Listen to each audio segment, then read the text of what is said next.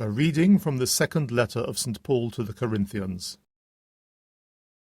As his fellow workers, we beg you once again not to neglect the grace of God that you have received. For he says, "At the favourable time I have listened to you, on the day of salvation I came to your help." Well, now is the favourable time. This is the day of salvation. We do nothing that people might object to, so as not to bring discredit on our function as God's servants. Instead, we prove we are servants of God by great fortitude in times of suffering, in times of hardship and distress, when we are flogged or sent to prison or mobbed, labouring, sleepless, starving.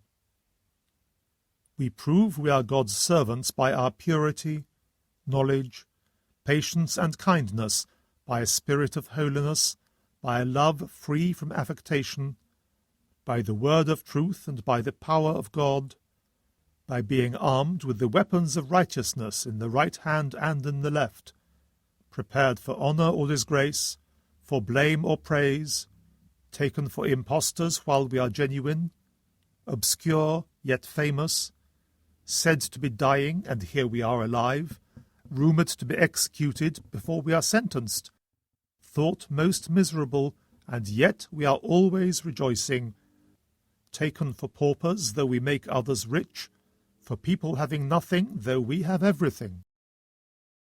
The Word of the Lord. A reading from the Holy Gospel according to Matthew. Jesus said to his disciples, "You have learnt how it was said, eye for eye and tooth for tooth.